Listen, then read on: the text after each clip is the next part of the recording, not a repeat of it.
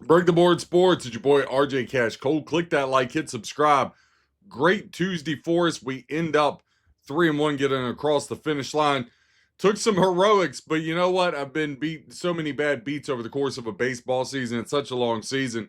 But we got the D-backs to come through for us late there in the bottom of the ninth with the walk-off.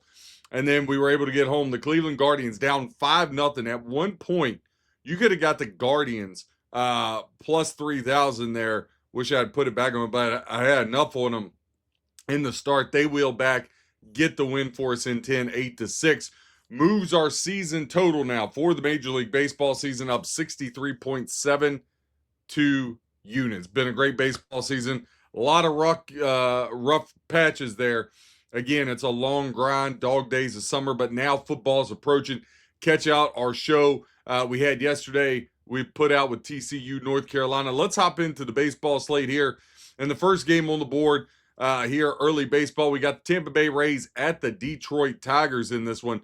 And the Tigers today laying $1.15 plus 105. The comeback with the Tampa Bay Rays, 7.5 is your total. Now, as far as the total, reverse ticket count and money on this one, the over is getting 63% of the ticket count, 33% of the money, as where the Detroit Tigers, 37% of ticket count, 67% of the money there to the under. When you look at the Tigers, their side minus $1.15, Rays plus 105. The ticket count is split and the handle isn't far behind.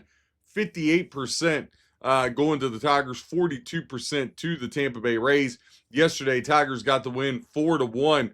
When you look over at the standings, and again, we got to keep these things in perspective, Rays still hold a 3.5 game lead.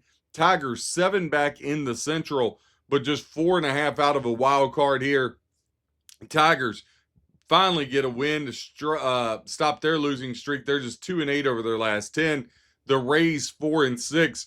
For me, obviously, when I look at this thing, your pitching matchup, Tigers have actually, if you date back to last year, the Tigers have beaten the Rays 7 of the last 10 meetings, had a lot of success.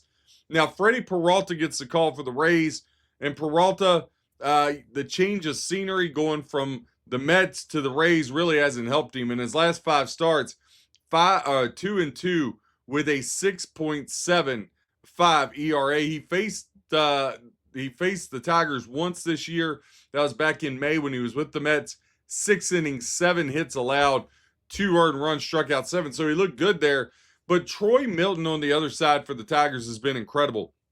3-2 with a 1.20 ERA. Now his last start was the worst against the Royals, 5 2/3, 7 hits, allowed 3 runs. But that's against the Kansas City Royals team that is on fire. They've won 9 in a row. Milton pitched June 3rd against the Rays, 8 innings, 4 hits, 2 runs allowed in that one. Listen, you're getting the Tigers at the short price. This Rays team has been struggling over the last month. Again, they had a huge lead in the AL East. If the Yankees could hit the ball at all, and even when they hit the ball, they don't get the pitching to go with it. They just can't get on the same page. But this Rays team, they've had a great year, but I don't think they're built for the run. I don't think they're built for the postseason. When you look at the Tigers, you got short price at home. Tigers have beat them 7 of the last 10. I like the Tigers here laying the $1.15 today. Next game on the board, you got the Chicago Cubs and the Arizona Diamondbacks, minus 104 both ways. Total in this one, 8.5. Again, as we said last night, the D-backs come roaring back. They were down 4-0. They come roaring back with the walk-off homer, get us across the finish line. 8.5 the total. Everybody's on the over of this game.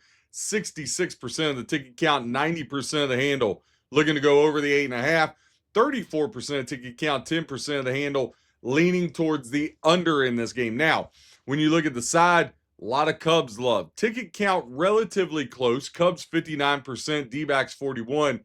But the D-backs are only getting 20% of the money, as to where 80% of the money is on Matthew Boyd, the southpaw. Again, standings, both of these teams very much alive. Cubs 5.5 games out of the division behind the Brewers. But the Cubs comfortably in a good wild card spot, is where the D-backs still just 1 game behind the San Diego Padres here in the wild card race. Both of these teams been hovering around 500 as of late. Now, listen, the pitching matchup again, two southpaws going to square off here. That win by the D-backs was crucial because the Cubs had beaten the Diamondbacks all 4 meetings this year. So the Cubs on the series this year 4-1, and they beat them 7 of the last 10. Again, Matthew Boyd for the Cubs, 2-3 with a 4.78 ERA. In 3 of his last 4 starts, he's given up 4 runs twice and 7 runs once. He's gotten beat around here. Now, he faced the Diamondbacks on May 3rd. Remember, we said the Cubs, 4-1, the 5 meetings this year. He went 6 innings, 4 hits, 2 runs allowed, so he pitched really well. Eduardo Rodriguez is on the bump for the D-backs, and this guy just does not get enough pub for how good he's been. 4-1 with a 2.51.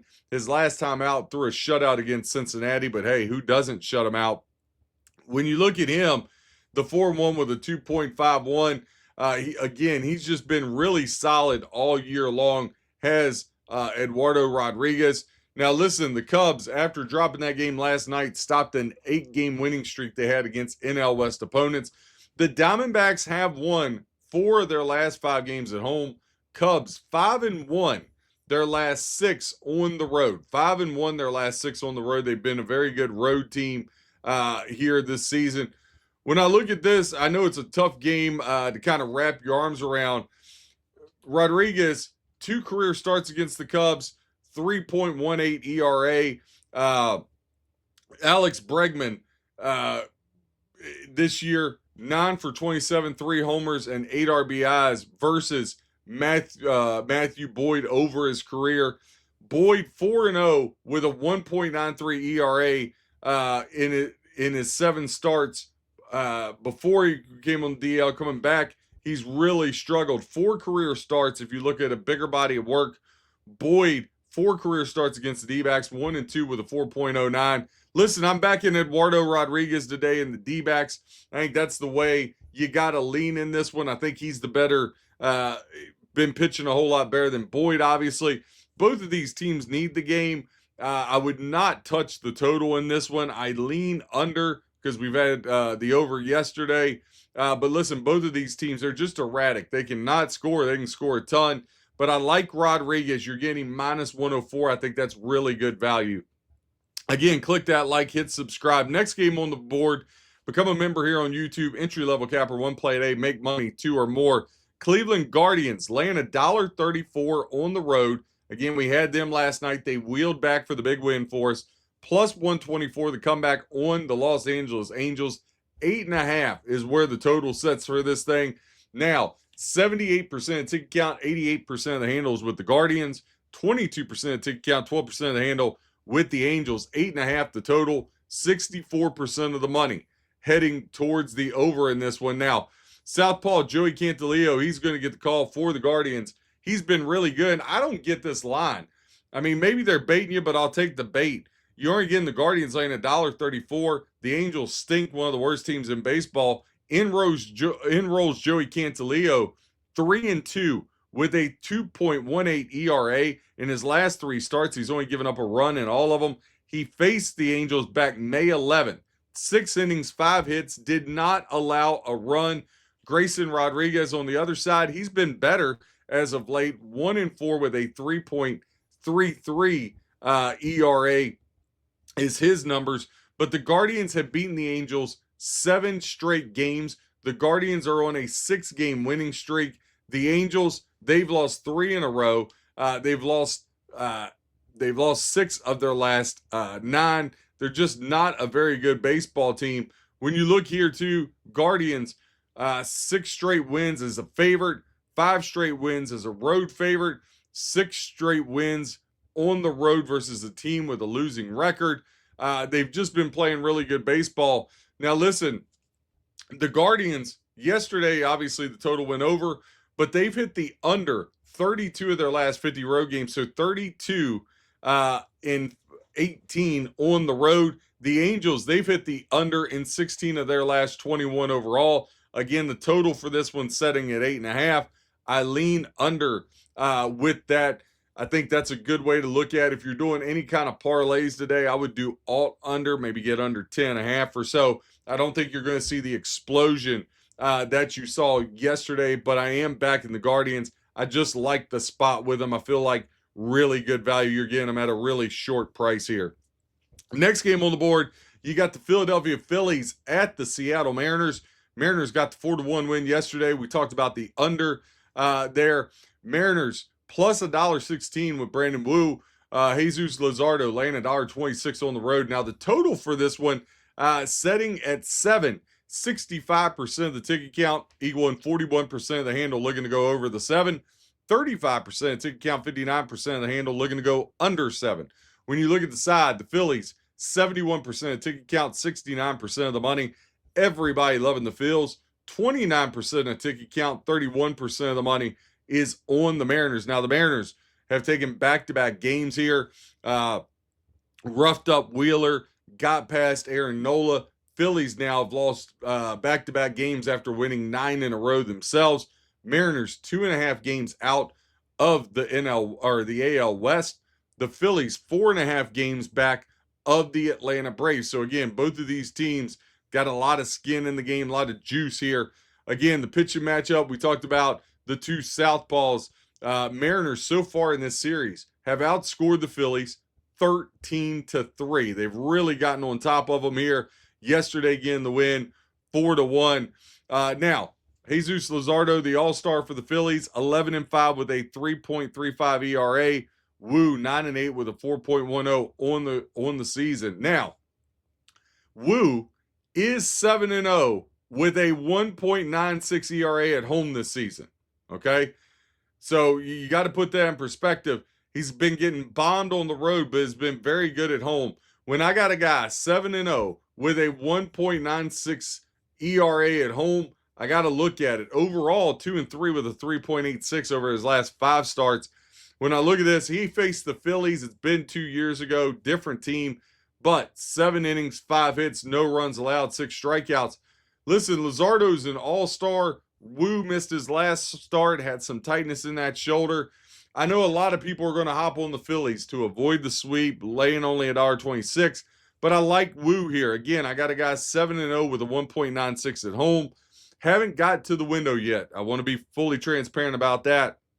But listen, you got to lean here. It's either Wu or nothing when you look at this game. That would be the way I go. It would be Brandon Wu and the Mariners or nothing in this one. Pittsburgh Pirates at the San Diego Padres, and the Pirates looking for the sweep here. They've taken the first 2 games against the Padres. Padres laying $1.25 plus 120 to come back on the Pirates. 8.5 is your total. It's juice minus 115 to the under in this one. Now, again, sharps on the Pirates, public on the Padres to avoid the sweep. 64% of the ticket count, equaling 27% of the money, is on the Padres, as to where 36% of ticket count, equaling 73% of the handle, is on the Pirates. Now, 8, that's where the total sits. 50-50 there on the total, but at 67% of the money looking to go over. Your pitching matchup for this one, Pirates so far in the series have outscored the Padres 4-2. They won the first game 3-2, won yesterday 1-0. Again, the Padres continue to struggle to hit the baseball and score runs. When you look at this, Padres still clinging to that last wild card spot. They're holding it, but the D-backs are just a game back. Pirates 6.5 back. I think the Pirates are dead meat. But listen, I love how they're playing hard and they keep fighting through this thing. Bubba Chandler on the bump for the Pirates, 3-2 with a 4.01 in his last 5 starts. He faced the Padres back earlier this year, April 6th. 4 1/3, 5 hits, 3 runs allowed for Chandler. Randy Vasquez has not been much better, 3-2 with a 5.18 over his last 5. Last year gave up 5 runs in 2 starts versus the Pittsburgh Pirates. Now, again, you want to shop this around as far as the total. It's 8 at DraftKings. It's 8.5 at FanDuel. So, again, you just want to make sure you're getting the best possible line, whichever way you're looking to go. When you look at this, Pirates have played to the under 4 straight on the road, and they've played to the under 4 straight overall. Pirates, if you take a bigger sample, the Pirates are 11-5 on the road to the game total under. Padres 24-11, their last 35 at home. They've also played to the under 29 of the last 50, so 29-21. listen, I know the under is going to be a big lean. Neither of these teams have hit the baseball, but you got two pitchers that haven't necessarily been pitching as well either. I didn't get to the window on this one. I don't think I will. But if I did, I think I would take the Pirates here at the plus money. I feel like the value's there on them, and that would be the way I leaned, would be the Pittsburgh Pirates to get across the finish line in this game. Next game on the board, again, click that like, hit subscribe. Football season's here. Go to breaktheboardsports.com. We have the betting notes up for North Carolina, TCU, little quick hitter notes. As the season goes on, you'll have more trends. This is just like kind of a preseason outlook. We'll get more of those notes up on the site today for you. Boston Red Sox, hot as a firecracker. They won 6 in a row. Sonny Gray on the bump, laying $1.46. Ryan Gusto plus 136, going for the Miami Marlins. The total sets at 7.5. A lot of ticket count towards the over 6.5 or 7.5, 61%, but it's only equaling 26% of the handle. As far as the side goes, 83% of the ticket count, equaling 78% of the handles on the Boston Red Sox. 17% of ticket count, equaling 22% of the handle, is on the Miami Marlins in this one. Now, the Red Sox, they have beaten the Marlins 8 of the last 9 times that these two teams have played. And again, the Red Sox 6 in a row, 8 of their last 9, been playing really good baseball. Marlins, they're on the struggle bus a little bit. Now, when you look at the standings, Red Sox comfortably in the wild card spot. They hold the second spot. They're 6.5 games up on the Guardians. But here's the other thing.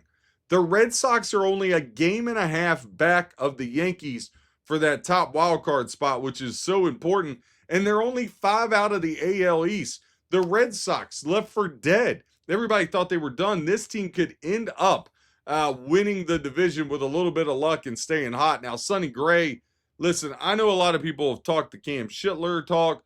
I know all that, but Sonny Gray is the AL Cy Young winner. I'm sorry, end of discussion. His last 5 starts, 4-1 with a 2.81 ERA. He's been so good this year. Ryan Gusto, 4-1 with a 4.18 ERA here for him. Listen, when you look at it, the Red Sox, like I said, they've been hot as a firecracker. They've beaten Miami now 6 in a row. They've beaten the AL East opponents 5 in a row here. So listen, the Red Sox have just been absolutely incredible. The Red Sox have also won 7 straight on the road versus a team with a winning percentage at home over 500. When the Marlins are a dog, the game has went under. When the Marlins are a home dog, the game has went under 7 of the last 8. Listen, I like the Red Sox here at Sonny Gray minus $1.46. Go to breaktheboardsports.com. Every play, every sport, all the football plays, guaranteed at least 64 units up on the season. Breaktheboardsports.com. Sign up for that yearly package. Whether you fade or follow, hope you guys win your bets. God bless and happy handicapping.